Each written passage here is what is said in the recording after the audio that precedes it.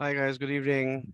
You need to understand that knowledge isn't power until it's applied. So what you are gaining right now is the knowledge. Unless you apply that in knowledge, it's useless. You will have the opportunity to apply that knowledge once you start working on the website, once you start working on the live project as we go along. We had discussed this last time. We discussed about the websites, the type of websites that we have, the static, dynamic websites. We went into the technical details, how databases plays an important role when it comes to dynamic websites. We went through the comparison between the two. We discussed how important and how integral it is to have security on your website, which includes the use of SSL certificates. And when you use SSL certificates, you try and make your website secure.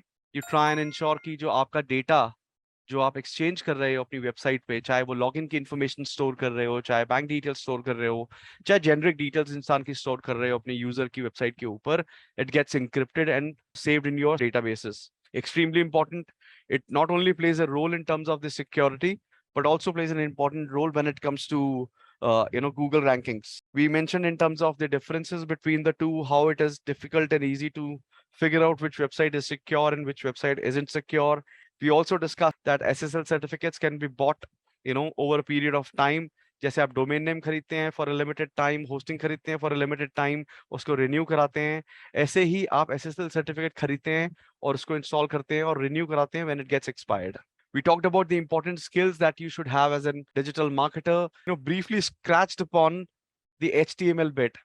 मैंने आपको एक website का reference भी दिया था मेरे last session में, which is W3 Schools, जिसपे ना सिर्फ HTML but everything around programming is available. We did not talk about CSS in our last discussion. We also did not discuss databases and type of databases, although we mentioned कि dynamic websites के अंदर 99.9% of the time database रहेगा backend के अंदर. Photoshop जरूरी है आपके लिए ताकि आप एक हल्का सा टचअप कर पाए, छोटे मोटे बैनर अपने आप बना पाए. और एमएस ऑफिस की जरूरत पड़ती है आपको एनालिटिकल रिपोर्ट्स जनरेट करने के लिए, रीड करने के लिए, उसमें से इंसाइट निकालने के लिए, and then may be to create a PPT that can be shared with the stakeholders और योर क्लाइंट्स कि क्या परफॉर्मेंस रही और आप क्या अचीव कर पाए from your campaigns. This is something which is definitely good to have. और अगर आपके पास में ये नॉलेज रहेगी तो you will be able to do a lot better job. हमने लास्ट टाइम बात करी HTML एंड PHP की कि कैसे डायनेमिक वेबसाइट्स PHP ASP.NET जैसी वेबसाइट्स पे बनती हैं और स्टैटिक वेबसाइट HTML पे होता है. वी टॉक्ड अबाउट कि उसका कोड किस तरीके से दिखता है.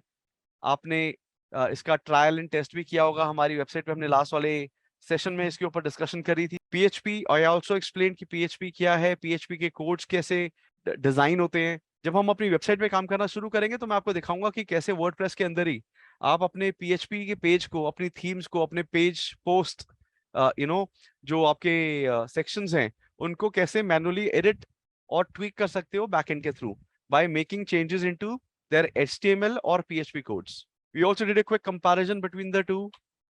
We also stated some interesting facts and how popular PHP as an open system has grown over the course of last few years. Today we are going to talk about another language which is ASP.NET. अभी अभी तक का जो हमारा session रहा पिछली बार का, उसमें if you have any questions.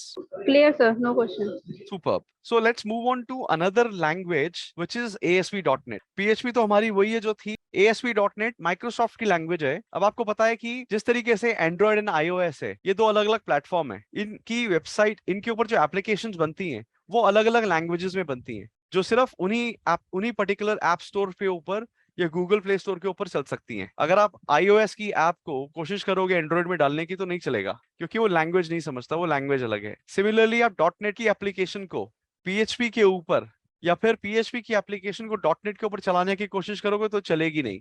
These are two different platforms. जहां पे PHP फ्री और ओपन सोर्स है, वहीं डॉट नेट एक पेड माइक्रोसॉफ्ट का प्लेटफॉर्म है, जिसको हम क्लोज सोर्स भी कह सकते हैं. Not I mean that's not a word particularly कि close source, but it is a community, a strong close community kind of a structure.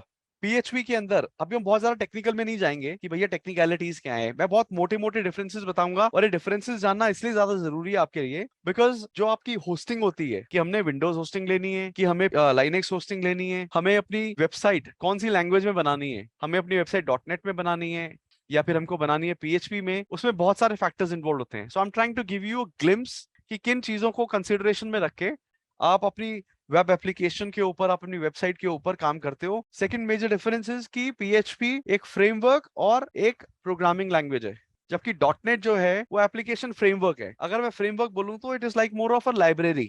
बहुत सारी चीजें डॉटनेट के अंदर बनी पड़ी हैं, जिसको हम एएसपी डॉटनेट भी बोलते हैं और डॉटनेट भी बोलते हैं। आपने सुना होगा, कोई बोलता होगा कि वेबसाइट डॉटनेट में है, या मैंने डॉटनेट की प्रोग्रामिंग का कोर्स किया है। So they are referring to the same thing. ASP dot net and dot net is same. Dot net is more like a library where you have everything available. You could do a lot of drag and drop, where PHP is where you do a lot of programming. PHP की details में और घुसते हैं कि PHP क्या है। Although PHP जो release हुई थी लॉन्ग बैक 1997 नवंबर में हुई थी, इसको क्रिएट करने वाले बंदे का नाम था रास्मस लरॉफ। PHP जब शुरू हुई थी तो उसका ऑब्जेक्टिव ये था कि जो small and medium size web solutions हैं वो उसके ऊपर चल पाए।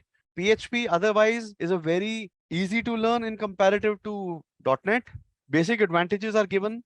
डिसएडवांटेजेस क्या आते हैं कि जितनी ज्यादा कस्टमाइजेशन होती है ना, उतने ज्यादा चांसेस ऑफ बग्स मतलब एरर के।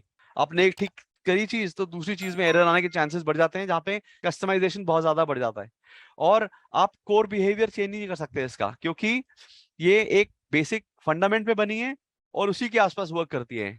It is again technical, we don't need to go very technical. अगर कुछ इसमें समझ में नहीं भी आया ना बहुत ज्यादा, तो भी कोई प्रॉब्लम नहीं है। बस इतना समझ में आना चाहिए, लाइनेक्स है तो PHP, PHP है तो Linux. Dot net is a web application framework. ये 2002 में रिलीज की गई थी by Microsoft. It is meant for not only websites but a lot of other applications as well, जैसे ERP। अभी जो हमारा ERP है, जो हम माइक्रोसॉफ्ट नेविजन ERP यूज करते हैं, वो डॉटनेट में है। और ऐसे बहुत सारे सॉफ्टवेयर जो हम यूज करते हैं वो डॉटनेट के ऊपर बेस करके डेवलप किए गए हैं। बेस्ट पार्ट क्या है कि ये स्केलेबल है। स्केलेबल बोले तो इसको ग्रो कर सकते हैं further. We can keep on adding modules to it, we can grow this. There is very less chances की जितनी डिपेंडेंसी हमारी, जितनी लिमिटेशन हमारी PHP में होती है, उतनी लिमिटेशन हमारी डॉटनेट में नहीं होती है। एक अच्छा UI प्रोवाइड करता है। UI का फुल फॉर्म है user interface. It includes a built in catching feature. वो कैशिंग रहता है, लाइब्रेरी रहता है। अब इसकी डिसएडवांटेजेस क्या है कि कॉस्टली है। अब कॉस्टली क्या है कि आपको डॉटनेट पे काम करना है तो आपको विंडोज इन्वायरमेंट पे काम करना पड़ेगा। एंड विंडोज इन्वायरमेंट, विंडोज का server is expensive than the PHP वाला, क्योंकि उसके लिए आपको विंडोज के लाइसेंसेस सॉफ्टवेयर को खरीदना पड़ता है। बेस्ट पार्ट पता है क्या है? PHP के अंदर ना, अगर आपको बहुत सारी चीजें नहीं मिल रही, आप गूगल पे सर्च करो। There are many websites like Stack Overflow and a lot of other similar websites, जहां पे आपसे रिलेटेड जो आपको प्रॉब्लम आ रही है वो किसी और ना किसी और को आई होगी, और उसका सोल्यूशन भी बड़ा इजीली अवेलेबल होगा। स्पीड एंड परफॉर्मेंस की बात करें तो भैया PHP is easier than dot net. PHP बहुत ज्यादा पॉपुलर है। स्केलेबिलिटी अगर हम बात करें तो दोनों स्केलेबल हैं। PHP ओपन सोर्स है और dot net is not an open source thing. Cost wise PHP is free. Linux software, Linux hosting is cheaper than the ASP.NET. And again, basic things that I've already covered. Any questions so far? Superb. Sir आप बार बार Linux word का use कर रहे हैं, मैं Linux को समझ नहीं पा रही क्या है एग्जैक्टली। Okay. So Linux क्या है ना, देखो, I don't know whether in your have you ever worked on a Linux computer? नहीं। No no sir, Okay. मैं नॉन टेक्निकल। सर मैंने किया एक बारी। है ना? हाँ। सो देखो, लाइनेक्स कंप्यूटर ना कुछ अलग नहीं होता। लाइनेक्स की बात करें तो Linux is also similar to Windows, but problem क्या है कि विंडोज में ना बहुत सारे एप्लीकेशंस, बहुत सारे सॉफ्टवेयर खरीदने पड़ते हैं आपको। लाइनेक्स में भी दो तरीके का आता है, एक GUI which is graphical user interface, और एक टेक्सचुअल वाला होता है जिसमें सिर्फ टेक्स्ट होता है। अगर आपने पुराने जमाने की मूवीज देखी होंगी, उसमें देखा होगा कि बंदा कंप्यूटर पे काम कर रहा है जिसमें पूरी स्क्रीन ब्लैक है और सिर्फ टेक्स्ट टेक्स्ट टेक्स्ट लिखा आ रहा है, right? That is more of a Linux platform. और विंडोज प्लेटफॉर्म जैसे हमने देखे हैं कि भैया ग्राफिकल इंटरफेस बहुत बढ़िया होता है, सुंदर सुंदर बटन्स होते हैं, सुंदर सुंदर आइकन्स होते हैं, and then when you open the application it looks really nice, pleasing to the eyes also. So Linux क्या है? Linux is a type of a system computer. It's an operating system, OS बोलते हैं इसको। Windows OS तो काम किया है आपने डेली बेसिस पे। जिस तरीके से एंड्रॉइड और iOS डिफरेंट है ना, दो अलग अलग OS हैं, ऑपरेटिंग सिस्टम्स हैं, ऐसे ही लाइनेक्स एंड विंडोज दो अलग अलग ऑपरेटिंग सिस्टम्स हैं। You don't have to understand that very deeper. Why? Because as a digital marketer you will not be going very deep in terms of working on Linux server. आप काम करोगे Linux hosting के ऊपर, जिसका interface exactly same रहेगा जो आपको एक विंडोज में दिखता है। But otherwise, when it comes to technology, when it comes to the programming that has gone behind that is little different. Right. Now we are going to discuss कि Linux and Windows hosting में फर्क क्या है. Linux जैसे मैंने आपको बताया is an free and open source platform. इसे community build करती है. अगर आप भी Linux के ऊपर प्रोग्रामिंग करते हो और कुछ नया मॉड्यूल बनाते हो तो आप उसको फ्री में लोगों के साथ शेयर कर सकते हो. And that is how this community is growing. It is considered to be more secure than Windows. इस पे virus attacks and all that, in comparison to Windows, it is considered more secure. I'm not going to get into the SSH और या फिर Apache modules and all that. आपको clarity आएगी next page पे, which is Windows hosting. अब Windows hosting क्या है? एक operating system है web development के लिए. यहाँ पे Microsoft का बोलबाला है, ये Microsoft का ही है ये. This is paid. This is expensive in comparison to Linux. Why? Because इसमें आपको licenses खरीदने पड़ते हैं different चीजों के लिए.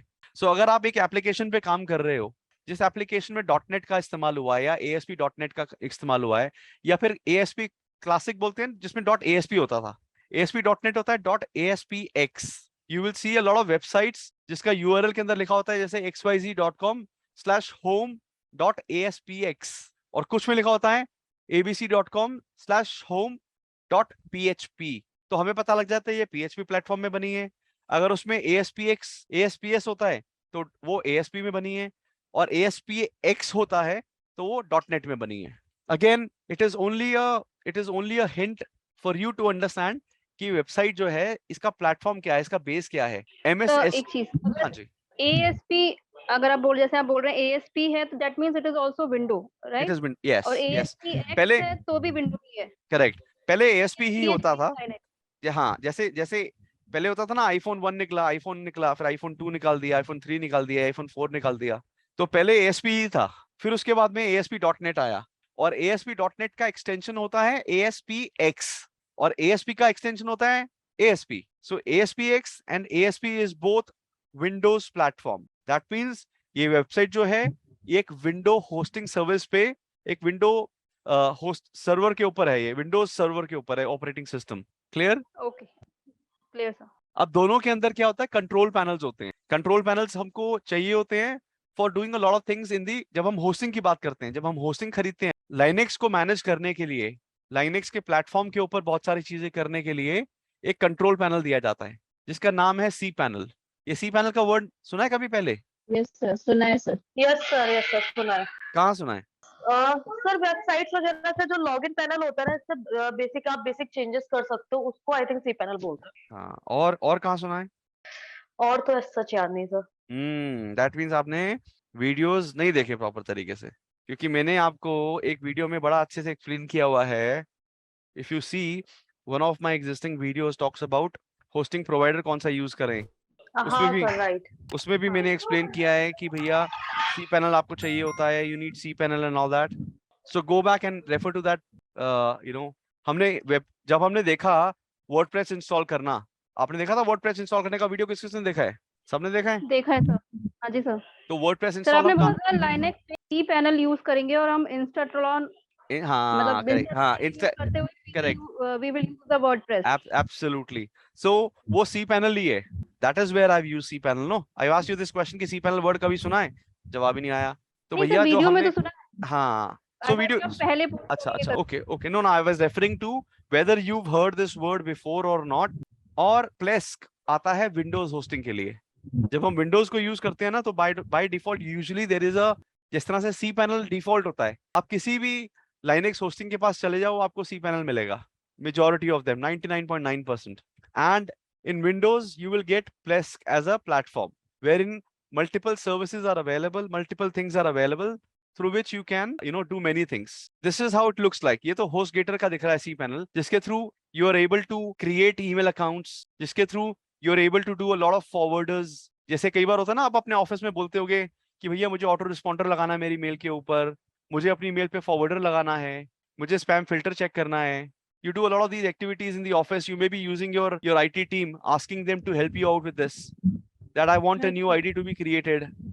So all that activity in cPanel is done with a platform like this. cPanel is a panel that gives you the access to the backend through which you can do multiple things, like managing the email accounts, like uploading files, like managing databases, getting those domain names directed, pointed out, and काफी सारी other things like metrics देखना, कितना traffic आ रहा है, क्या आ रहा है, all that kind of stuff. And Plesk का तो होता है, वो भी similar ही होता है.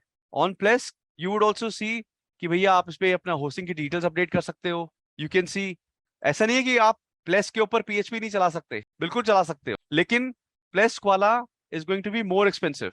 जो चीज आपको 500 रुपीज में मिल रही है, उसके लिए 5000 रुपीज क्यों स्पेंड करना? You will not be able to run your .NET की applications on Linux server. .NET है या फिर अपना ASP है, उससे रिलेटेड वेबसाइट आप Linux सर्वर पे नहीं चला पाओगे.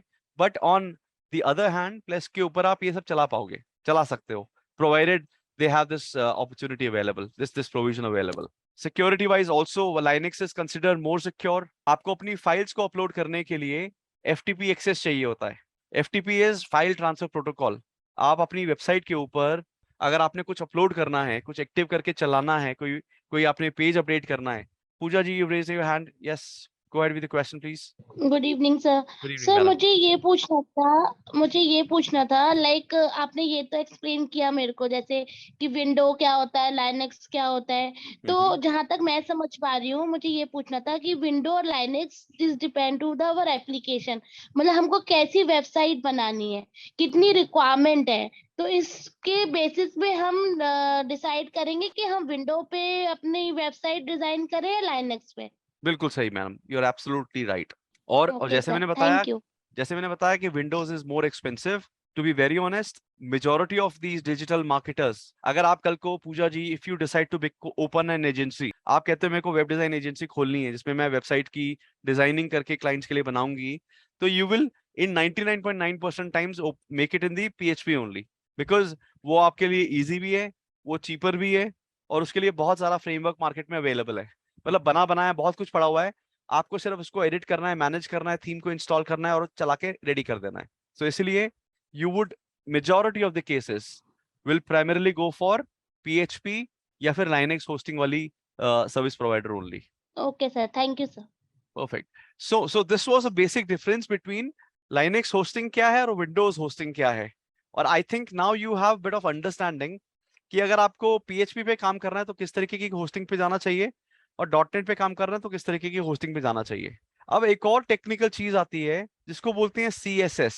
Now CSS means what? CSS की अगर हम फुल फॉर्म की बात करें तो it's stands for cascading style sheet, या फिर एक ऐसी शीट जिससे आप अपनी वेबसाइट के ऊपर कलर्स, उसका फॉन्ट साइज, फॉर्मेट चेंज कर सकते हो, अपडेट कर सकते हो, एडिट कर सकते हो.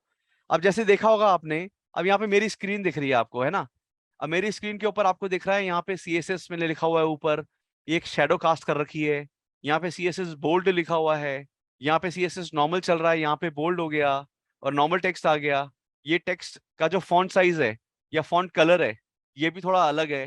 ड्रैग एंड ड्रॉप के अंदर वो लिस्ट को सिलेक्ट किया, फॉन्ट के ऊपर बोल्ड पे क्लिक किया, इटैलिक किया, अंडरलाइन किया, बड़ा इजी था. सेम यही चीज अगर आपको वेबसाइट पे करनी होती है तो उसके लिए आप यूज करते हो CSS फाइल्स. एक CSL की एक स्टाइल शीट बनती है जिसमें आप रूल डिफाइन करते हो कि भैया जहां पे भी मैं ये शॉर्ट कोड लिखूंगी तो वहां पे उस पर्टिकुलर टेक्स्ट की फॉर्मेटिंग इस पर्टिकुलर प्रोग्रामिंग के हिसाब से हो, कि भैया अगर मैंने इस पर्टिकुलर टेक्स्ट के ऊपर वो कोड लिखा तो ऑटोमेटिकली ये बोल्ड हो जाए, मैंने इस पर्टिकुलर टेक्स्ट पे वो कोड लिखा तो वो इटैलिक हो जाए. That is what CSS is.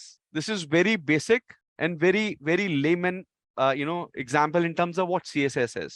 Any question here in terms of what is CSS and how it is used and why it is used? Can anyone explain कि ये क्यों use करते हैं, क्या होता है? पूजा जी, go ahead.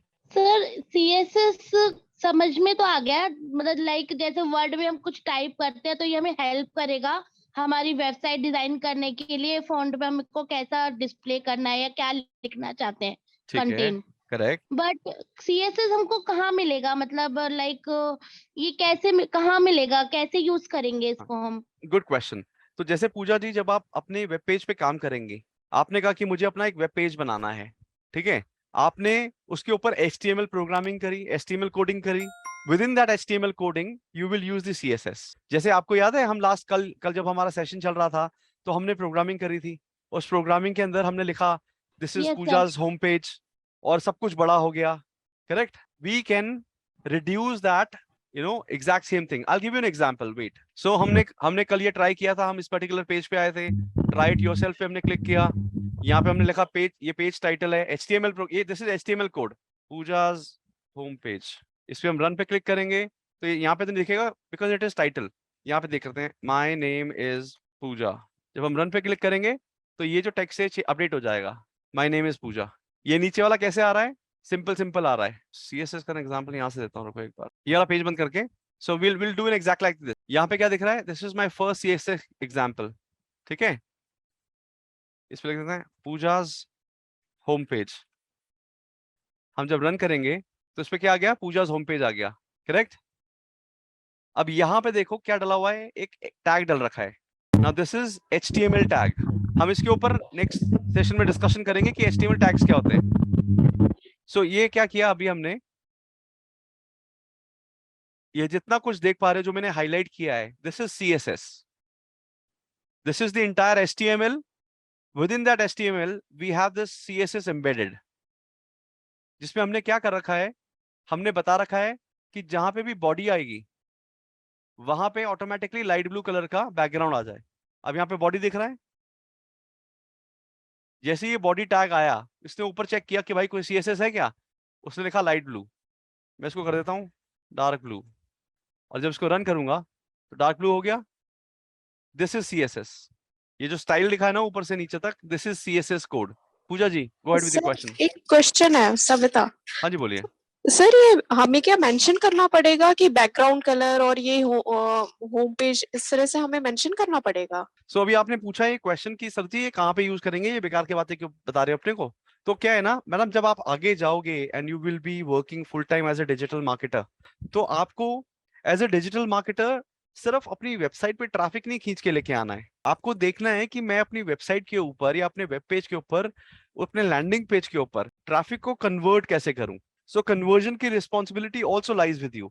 एंड कन्वर्जन के लिए we can do a lot of things, like we can change how and where the buttons are placed. So अगर मेरा वेब पेज पे आप आ रहे हो and you are seeing a blue dark blue page like this, जिसपे text visible ही नहीं है, आपको लगता है कि कोई यहाँ पे पढ़ पाएगा, देख पाएगा कि भैया यहाँ पे तो फ्री कोर्स हो रहा है, इसको ज्वाइन कर लो, इसको लाइफ चेंज हो जाएगी। People will not be able to see it and people will close it. You would want that it should be pleasing enough that it is holding on to the people. People are staying on to the website. आप अपने landing page का optimisation क्या होता है, यही होता है।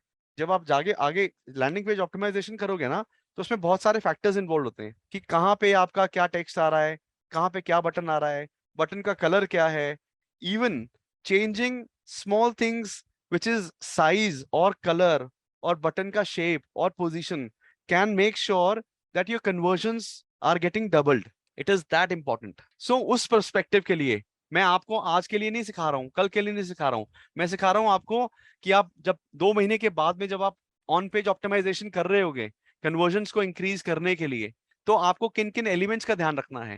And I am sure you will have a team available to do this job for you, but it is important that we should know what goes behind to ask the right questions. Any questions here? Pooja ji, you had raise your hand, please go ahead. Sir like जैसे हम ये जब programming करते हैं और ये display जो होता है, हाँ तो जी। जब हम साइट को बना रहे होते हैं, ये ऑटोमेटिक उस पे आ जाते हैं, कॉपी पेस्ट करके उस पेज पे जाना पड़ता है गुड, डिस्प्ले करने के लिए? बहुत अच्छा सवाल है पूजा मैडम। ये देखो, जब हम वेबसाइट बनाएंगे ना, तो हम, ये तो बहुत प्रिमिटिव वेज हैं, ये बहुत एंशिएंट वेज हैं, बाबा आदम के जमाने के वेज बनाने के। लेकिन जब आप वेबसाइट पे बनाओगे ना, तो आपको ये सब कुछ करना ही नहीं पड़ेगा। इट इज वेरी इजी, आपके लिए बिल्कुल ड्रैग एंड ड्रॉप वाली चीज होने वाली है। You don't have to do anything of this sorts. It is only when you would like to customise the website और web pages as per your need. लेकिन जब हम जैसे हम काम करना शुरू करेंगे, as we move forward, you don't have to do any of this coding.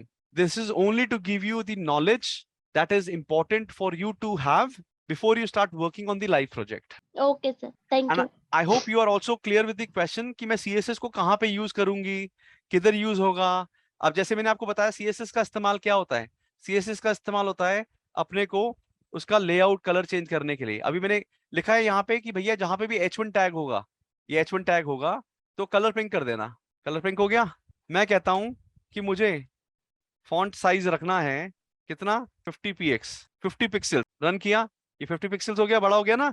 अब इसको कर देते हैं 250, इसे ब्लैक ही कर देते हैं। तो ये कितना बड़ा हो गया? Let's make it 150, right?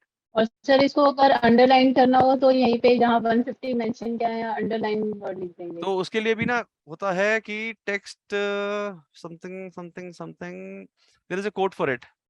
So text decoration underline आ गया भाई। So this is the code, this is the short code, and then you need to write down what do you want from it. Font size करना है। अब मुझे करना है font type Arial, run किया, एरियल हो गया। फॉन्ट फैमिली रहेगा। सो फॉन्ट फैमिली क्या चेंज हो गया, right? This is how you can play around the CSS, and CSS is going to play a very big role. अब आप कहोगे सर ऐसे बुद्धू बनाते रहते हो आप, हमें दिखाओ कि क्या होगा। तो I'll show you a website. मैं इसी पे जाता हूँ अपना कि CSS का इस्तेमाल कहाँ पे हो सकता है। अब जैसे ये मेरी वेबसाइट ऑलरेडी बनी हुई है, इस पे हम गए थीम पे। जैसे आप पूछ रहे थे ना पूजा मैडम कि सर हमको खुद चेंज करने पड़ेंगे कलर या कुछ ऐसा करना पड़ेगा। Yes sir. अब जैसे ये एक वेबसाइट है amitagnihoत्री.com, देख रहे हो इस पे ऑरेंज आ रहा है, ये ऑरेंज ऑरेंज में लिखा हुआ है। गोइंग फॉरवर्ड हम क्या करेंगे, हम थीम पे काम करेंगे। अब मैं इस कलर को चेंज करके पिंक कलर, ये रेड कर देता हूँ 1 मिनट के लिए, और यहाँ पे आके अपडेट कर देता हूँ। तो क्या होगा, अब मैं रिफ्रेश करूंगा, सब कुछ क्या हो गया, पिंक हो गया। अब ये मैं CSS के थ्रू भी कर सकता था, बट क्योंकि मेरे पास ऐसी वेबसाइट है जिसके अंदर मेरे पास बैकएंड दे रखा है पूरा का पूरा, तो मैं इसके थ्रू भी कर सकता हूँ। You as a digital marketer will not have to do it yourselves. It is just that should you need to, you must know कि कैसे करना है। Clear है? Yes sir. And then I refresh it again, and then you see it gets updated again to the same color. I can change the font size, I can change the font color and all that from the backend itself. So we'll come to it later on. So CSS clear? What is CSS? How is CSS used? Where it is used? Any questions here? Yes sir. yes sir please. Perfect है। आज के हमारे session के अंदर that was it, where we talked about PHP.NET, where we talked about CSS, where we talked about Windows and Linux hosting. ये सारे के सारे ना, हो सकता है आपको लग रहा हो कि क्या बकवास, क्या बोर चीजें पढ़ा रहे हो, हमें मार्केटर वाली चीजें सिखाओ, लेकिन ये बहुत ज्यादा जरूरी है ताकि आप लॉन्ग टर्म में फेल ना हो। मैं आपको कल से ही शुरू कर सकता हूँ बताना कि ईमेल मार्केटिंग क्या होती है, कैसे करना है, कैसे नहीं करना, but it is important that you should understand these basics as a solid foundation.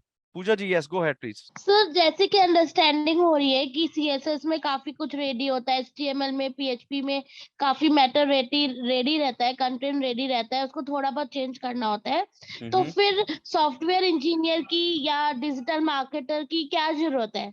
किसको, कस्टमर को? Yes sir. देखो कस्टमर को तो पता नहीं ना कि करना कैसे है। देखो आप एक you are not a software designer, you are not a software engineer, right? You are a Right, digital sir. marketer, and as a digital marketer you are learning the very important aspects of installing and running a website. Digital marketer का अगर आप पूछो ना sir उसकी job performance या उसकी job के KRAs क्या होते हैं, तो किसी भी डिजिटल मार्केटर का KRA ये नहीं होता कि किसी की वेबसाइट इंस्टॉल करनी है। उसका होता है कि कैसे मुझे ज्यादा से ज्यादा सेल्स लेके आनी है, कैसे मुझे ज्यादा से ज्यादा ट्रैफिक लेके आना है, कैसे मुझे ज्यादा से ज्यादा लीड जनरेट करनी है, राइट? ओके। डिजिटल मार्केटर का रोल यही है सिर्फ, डिजिटल मार्केटर का रोल नहीं है। मैं आपको तो एक्स्ट्रा सिखा रहा हूँ। Do you want to be Okay. A complete, you want to be a complete digital marketer or do you want to be an incomplete digital marketer? आप जब कोर्स करने जाओगे ना मार्केट के अंदर, complete digital. Correct, when you go to do some courses, किसी institute से course करने जाओगे ना, तो वो आपको पता क्या करेंगे, they will not talk and they will not teach you through about CSS, hosting, PHP.NET, इसके references and all that. They will not teach you all that. Why? Because that's like time consuming ना, पैसा, आप पैसा दे रहे हो, वो कहते हैं सिर्फ आओ डिजिटल मार्केटिंग सीखो और निकल जाओ। They don't give you the background. And this background is important for you to work independently. मैं तो इस तरीके से आपको ट्रेन कर रहा हूँ पूजा मैडम कि अगर आप चाहो तो 3 महीने के बाद, 4 महीने के बाद, 6 महीने के बाद डिजिटल मार्केटिंग की एजेंसी खोल सकते हो अपनी, जिसमें आप डिजिटल मार्केटिंग की सर्विसेज दे सकते हो, वेबसाइट डिजाइनिंग की, डेवलपमेंट की सर्विसेज दे सकते हो, वेबसाइट मेंटेनेंस की सर्विसेज दे सकते हो। उस तरीके की चीजें सिखा रहा हूँ मैं आपको। But if you don't want to learn this and want to get on to the digital marketing thing, then maybe we can explore that bit also. Okay, sir. Thank you. That was it for today's session. I hope you have a bit of understanding in terms of PHP, .NET क्या होता है, Linux hosting क्या होती है, CSS कैसे होते हैं, क्या होता है, कैसे यूज करते हैं, इन चीजों का मेरे प्रोफेशनल जर्नी में कहाँ पे काम है, कब मुझे काम आएंगे, कब मुझे इसको यूज करना है। I hope you are able to build up that kind of a scenario, और उतनी क्लैरिटी शायद अब आप लोगों को आ गई है। Yes, sir. Perfect.